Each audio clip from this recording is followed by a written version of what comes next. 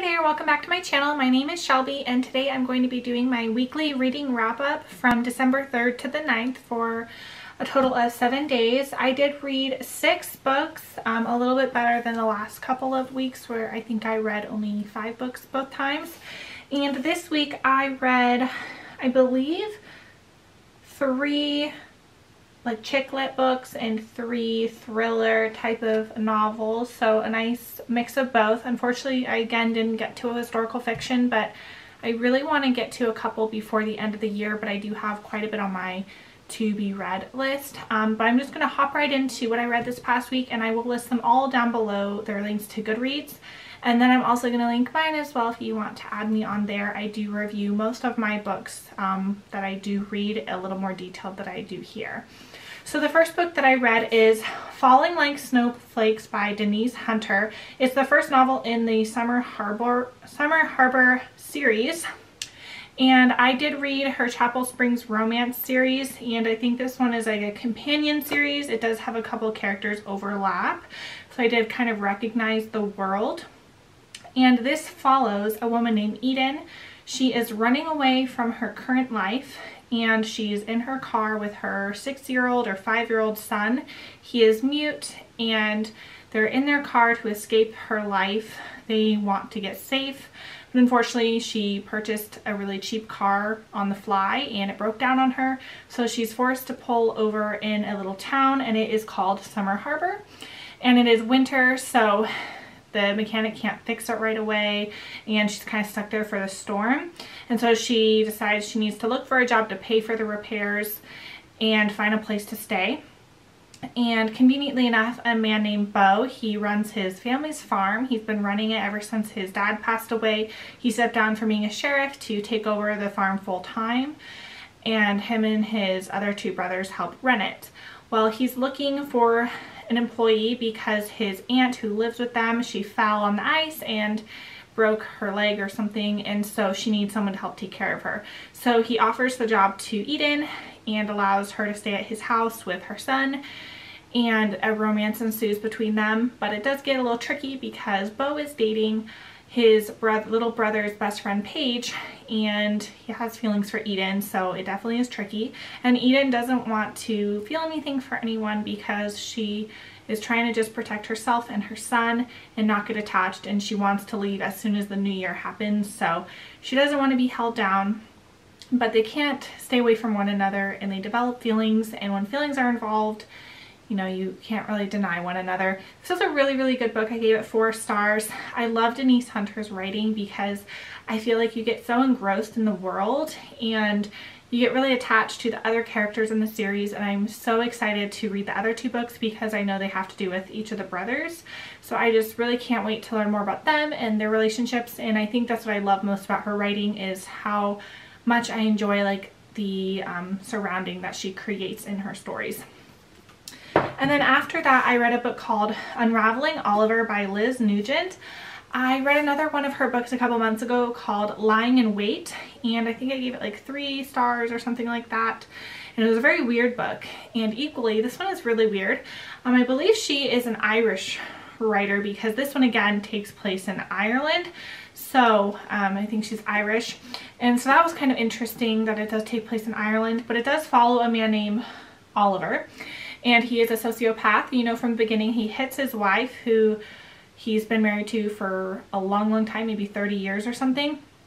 So married to her a long time, and out of nowhere he hits her, and basically you don't know why, and he doesn't tell you why, and instead you get to rewind, and through the perspective of all the people that have played a part in his life, you basically learn what happened and why he hit his wife and kind of the crazy things that went on in his life. So it's supposed to be a thriller, but it definitely isn't. It's more of like a look into the mind of a sociopath and kind of the crazy things that he did to end up where he is. And it's just very interesting. So it's a really interesting story, but it wasn't thrilling, wasn't really mysterious. There was one kind of turn of events at the end where you discovered something about his past and you're like, oh my goodness, but I don't know, I already kind of guessed it halfway through, so it wasn't super surprising to me, and the ending wasn't that satisfying. It was okay. So I did give this 2.5 stars. It was a miss. I'm not a huge fan of Liz Nugent's writing. I didn't really like Lying in Wait, and this one wasn't a win for me, so I probably won't read any more of her books, but I was just like super drawn into this cover.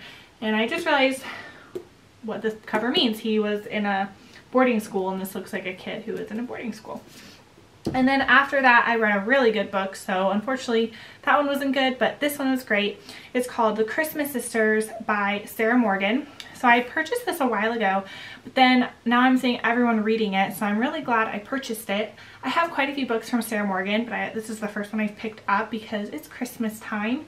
And like I said, I loved it. I love British chick lit, so I love British authors. I think they write chick lit really well, like Lindsay Kelk and Sophie Kinsella. So I had high hopes for this. And this is about a family, about a mother and her husband and 3 adopted daughters. They are older, they're all out of the house. And the mother, she is trying to get Christmas ready for everyone to come into her home. She does up Christmas really big every year, and everyone's traveling to come be with her for Christmas. And she's out in Scotland. 2 of her kids are in New York, and one of her kids also lives in Scotland close by and helps her run their local cafe. And so the 3 sisters, the oldest is Hannah, the middle child is Beth, and the youngest is Posey. So Hannah is a really career-driven woman. She doesn't want to be in love, but she is dating someone and doesn't want to tell him she loves him. And she is kind of faced in a predicament, so she goes home and is basically forced to face this predicament she's in, and a big life change that's coming her way. And she hasn't been home in a couple of years, and being home is really stressful for her. So it's a hard Christmas. And then Beth, she is a mother to 2 daughters that I think are like 6 and 7, and her husband is a hardworking guy. And she used to work a lot, and now she's a stay-at-home mom, and she's kind of lost her self-identity, and she really wants to work again, but her husband wants to have a 3rd child and she doesn't. So they're kind of at this crossroads of, she doesn't want a child, she wants to work, and he wants her to continue to be a stay-at-home mom. And so she's at that crossroad in her life. And then Posey, she's younger, she's very adventurous, but she's expected to take over the cafe when her mom retires and stay in their little town forever, but she wants to travel. She doesn't know if she wants to own the cafe, and she's not sure really how to break it to her family that she doesn't want to do that, and she wants to explore. And she's also falling for this new tenant of hers named, I think his name is Luke, and they have a cute romance that goes on in this book. But all of the family, they have something negative that happened, I think 25 years ago. The parents of these adopted kids died, and it was the friends of the their adopted parents. And so it's been looming over their head, and that's why they try to make Christmas so good, and also why Christmas can be so stressful. And they kind of come to a head to overcome, you know, this past negative stuff in their life. And I love this book. I gave it 4.5 stars. It's more like 4.75. I loved this book, and it really touched my heart, and I can't wait to read the rest of her books, and this really put me in the Christmas spirit. Sorry if you hear any music, by the way. I live on a military base, and Taps is playing because it's 9 o'clock. And then next I read Triptych by Karen Slaughter. It is the first book in the Will Trent series, and this was really good as well. I read the Grant County series. This one comes right after it, and I really liked the Grant County series. It was Karen Slaughter's first published series, and you could tell it was kind of her first series. And this one you can definitely tell she's had some time to write, and man, it was good. So this follows a guy, Will Trent. He is not as a major character in the story, but he is in the story. So it follows this detective named Michael Ormwood. He found a dead body and is a raped and murdered prostitute, and her body was mutilated. Her tongue was cut out of her mouth, and that is how she died. She drowned on her own blood. So basically he finds his body and he's investigating it, and all of a sudden this guy from the Georgia Bureau of Investigation comes to help him do his investigation, and he's like, why are you here? His name is Will Trent, and he says, I'm here because two other women, well, young girls, they're like 10 and 14, same thing happened to them, but they lived, and one of them lost their tongue and one of them, the tongue was sewn back on. They don't know who did it, and it seems to be a reoccurring thing, even though this one woman, she's a prostitute, and these are girls, little girls. They seem to be related because of the removal of the tongue. Meanwhile, you see another story about a guy named John Shelley. He went to prison for over 20 years for the rape and murder of a girl he liked in high school, and he's just gotten out of prison, and he's trying to adjust to life, and weird things start happening to him, and he thinks someone is trying to set him up for something, and he's worried for his life and worried for the lives of others. And the two stories come to a head, and this is a wild ride. It's crazy. A couple things I could guess, but a lot of it I couldn't, and some of the twists in here just really got me, and I'm really, really excited for this series. I have the whole series and I just cannot wait to devour it. I love Karen Slaughter. I love how gritty her books are, and this one was really, really good. And so the next one that I read, I actually got for free on Kindle. I think Chelsea Darling reads, she mentioned it, and unfortunately she didn't read it during the 'Tis the Season-a-thon, but I picked it up, and it's called Mary Inkmas by Talia Hibbert. I've never read anything by her before, but I wanted to give it a go. It was a fairly short book, and it is a romance novel, kind of supposed to be a smutty romance. It's about a girl named Bailey. She's in her 20s. She goes to college. She works at a coffee shop, and she's been crushing on a guy who's been coming into the coffee shop for the past couple months. She doesn't know his name, and he always flirts with her, and he's really good looking. And one night she is standing up to her boss, and this stranger that she's been crushing on comes to her rescue, and Bailey quits her job, and this guy basically comes to her rescue. His name is Cash. He offers her a job and says, well, you quit your job, I have a job for you, come to my business tomorrow morning. She gets there. He owns a tattoo shop. Turns out he's a famous tattoo artist, and he needs a receptionist, so he offers the job to Bailey, and they have this romance that goes on between them. They really like each other, they're attracted to each other, but they don't do anything about it, and he can be really cold, and she doesn't really know why. And it's kind of like a slow burn romance. He has things from his past where he doesn't want to be in a relationship. His rule is he doesn't date someone or sleep with someone more than 90 days, and that's it. But he has feelings for Bailey, and he knows she deserves more than just 90 days, but he doesn't feel he can give that to her. And Bailey, her mom has been marrying for money for years, so she's had several husbands, so she is very much a cynic of love. And these two kind of broken hearts come together, and basically they fall in love with each other. So I gave this one 3 stars. I thought it was an okay book. I thought it was a little bit too much of a slow burn for being like a smutty book.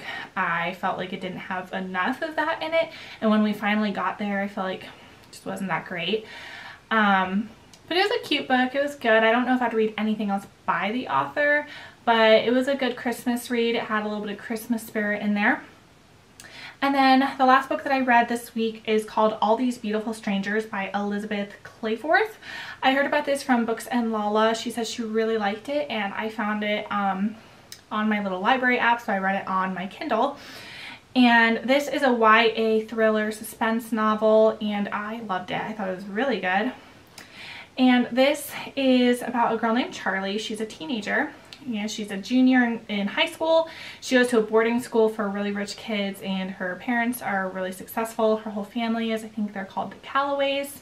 And she gets these notes that she can now be a part of this secret society, and she has to go through kind of a ritual initiation. And she's having to do some pretty awful things to get accepted into the secret society, and it kind of questions her morality. And she gets invited basically because of her family's reputation, and because she's really well known, because her mother disappeared 10 years ago. They were staying at their lake house during the summer, her and her sister and her mom and dad, and her mom disappears, and her dad is convinced she just ran away, but other people are convinced that she was murdered. namely her mom's family. And so they're wondering where she is, and she's never really forgotten about her mom. And you kind of are seeing the current with Charlie, and you're also seeing some things with the mom, Grace, back when the summer she passed away, before then, kind of what happened in her marriage. And it was a really interesting contrast of the two stories. Her dad also went to the same boarding school as her, so you get to see him also at that school. So it was a really interesting story. I really liked it. I gave it 4 stars. I'm not usually a YA thriller type of person, but I thought this one was really good and held a candle to adult thrillers. It was really suspenseful. I really liked the kind of the twist at the end, and I thought overall the characters were all well-rounded. So those are the 6 books that I read this week. I'm really happy that I got to read 6 books considering the holiday season is so busy. But yeah, I'll link them all down below, and I'll see you guys on my next one. Bye.